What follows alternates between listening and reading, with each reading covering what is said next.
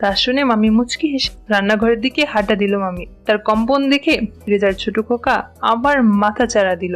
রান্নাঘরের দরজার কাছে গিয়ে ঘুরে দাঁড়িয়ে রেজার দিকে তাকালো। মামি বুঝে নিল রেজার চোখ তার দিকেই নিবদ্ধ। রেজা ধরা পড়ে গিয়ে মুচকি হেসে চোখ নামিয়ে নিল। আমি আইরিন, আমাদের এলাকাতেই থাকি রেজা। আমি পুরান পল্টু ঢাকাতে থাকি। তোমাদের মাঝে বলতে এলাম রেজার জীবনে কিছু গোপন চাওয়া পাওয়ার কথা নিয়ে, যা কাউকে বলা যায় না। তা না হয় ডায়েরির মাঝে লিপিবদ্ধ থাক।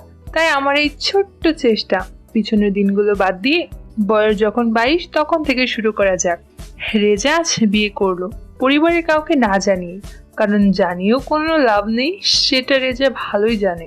6 মাসের রিলেশন, দেখতে একেবারে যাকে বলে সেই। বয়স রেজার সমানই, ছোটখাটো, শ্যামলা, একেবারে লদলদে। তার আগেও বিয়ে হয়েছিল শামীমার, কিন্তু কিছুদিন সংসার করে কিছু খেয়ে ছাড়াছাড়ি হয়ে গেছে। যাক ওসব কথা। রেজার ঠুকাঠুকির মাঝেও সংসার ভালোই চলতে লাগলো। রাজের যখন মন চায় তখন শামীমাকে দিয়ে নিজের ইচ্ছা পূরণ করে। প্রথম শামীমা দিত না, চাইলেও। এখন তারা আর কিছু না করে না। শামীমার 3 বোন, বাবা মা আছে। 2 বছর সংসার করার পর রেজার কেন যেন দেশে ভালো লাগছে না। তাই রেজা ভাবলো ইন্ডিয়া যাবে। সে কথা শুনে শিমু বলে সেও যাবে। রোজার শামীমাকে বলল, তুমি কোথায় যাবে? আমি ছেলে মানুষ, কোথায় যাই কোথায় থাকি তার নাই ঠিক। শামীমা রেজাকে বলল, কেন? আমার মামা মামিরা তো সবাই ব্যাঙ্গালোরে থাকে, সেখানে না হয় চলো। শামীমার বড় মামা দালাল, তাই তার সাথে রেজারা অনায়াসেই যেতে পারে। যেই কথা সেই কাজ। তাদের সাথে যোগাযোগ করে সব ব্যবস্থা করে ফেলল রেজা।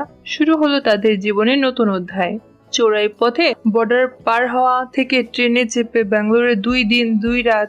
এক মিষ্টি সকালে তারা পা রাখলো তাদের স্বপ্নের শহরে। আধা ঘন্টা অটোতে চেপে সে বাসার সামনে রেজারা নামলো। সেটা 10 তলা বিল্ডিং। শিমুর বড় মামা বলল, তোমরা উপরে যাও, আমি দারোয়ানকে বলে দিচ্ছি। রেজা, ঠিক আছে মামা, এই বলে তারা সামনে এগোলো। কলিং বেল টিপতে যে মহিলা দরজা খুললো তাকে দেখে রেজার মুখ হা হয়ে গেল। রেজা যেন হাওয়ায় ভাসতে লাগলো। শিমু বলল, কেমন আছো মামি? এটা তোমার জামাই। এই বলে রেজাকে দেখালো। মামি তাদেরকে ভিতরে আসতে বলল। তারা ভিতরে ঢুকলো। রেজা শিমুর মামিকে দেখেই যাচ্ছে।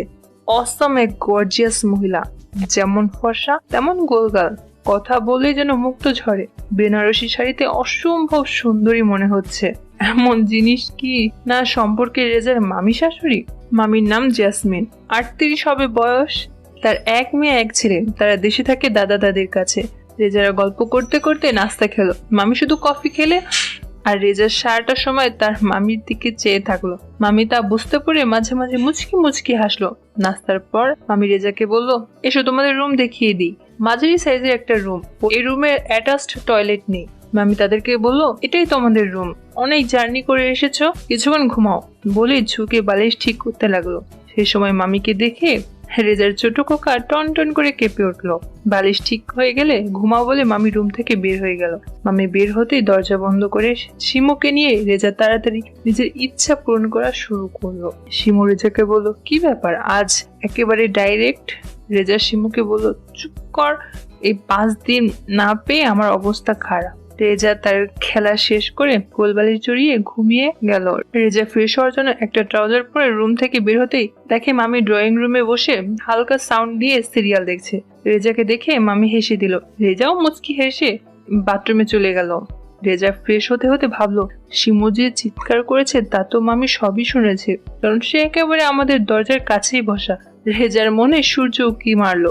রেজা মনে বলছে, এতদিন তার স্বপ্ন সত্যি হলেও হতে পারে।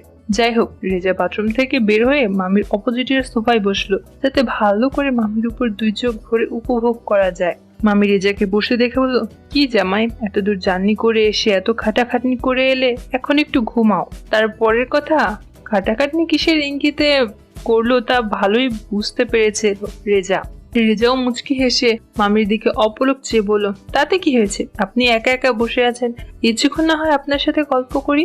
মামি রেজাকে বলল, গল্প করার অনেক সময় পাবে, আগে বিশ্রাম নাও, তোমার চোখ লাল হয়ে আছে না ঘুমাতে পারার জন্য। রেজা মামিকে বলল, তারপরও ভালো লাগছে আপনার সাথে আড্ডা মারতে। রেজার একথায় খিলখিল করে হেসে উঠলো, বলল, কফি খাবে? রেজা বলল, পেলে মন্দ হয় না। তা শুনে মামি মুচকি হেসে রান্নাঘরের দিকে হাঁটা দিল মামি। তার কম্পন দেখে রেজার ছোট খোকা আবার মাথা চাড়া দিল। রান্নাঘরের দরজার কাছে গিয়ে ঘুরে দাঁড়িয়ে রেজার দিকে তাকালো মামি। বুঝে নিল রেজার চোখ তার দিকেই নিবদ্ধ। রেজা ধরা পড়ে গিয়ে মুচকি হেসে চোখ নামিয়ে নিল। 3 মিনিট পর দুটো মগে কফি নিয়ে এসে নিচু হয়ে যখন দিচ্ছিল, রেজার চোখ জ্বলে গেল তার ওই দিকে। বুঝতেই পারছো? তা দেখে রেজার শরীরের কারেন্ট বয়ে গেল। প্রয়োজনের চেয়ে বেশি সময় নিচু হয়ে থেকে রেজার চোখে তৃষ্ণা আরো বাড়িয়ে দিয়ে সোজা হলো মামি। তারপর মামি রেজার চোখের দিকে তাকিয়ে বলল, আস্তে আস্তে খাওয়ার চেষ্টা করো, অনেক গরম, মুখ পুড়ে যাবে। রেজাও মামির চোখের দিকে তাকিয়ে বলল, আমার গরম জিনিস খেতেই ভালো লাগে। মামি তা শুনে হেসে দিল। তারপর রেজার পরিবার রেজা কি করতো এসব খোঁজ নিল মামি। 10 মিনিট পর মামি বলল, সামনে আরো সময় আছে কথা বলার, এখন ঘুমাও, আমি রান্না বসাবো। তোমার মামার দোকান থেকে আসার সময় হয়ে গেছে। রেজা মামিকে জিজ্ঞাসা করলো, তার মানে মামা দোকানদার? মামি বলল, হ্যাঁ।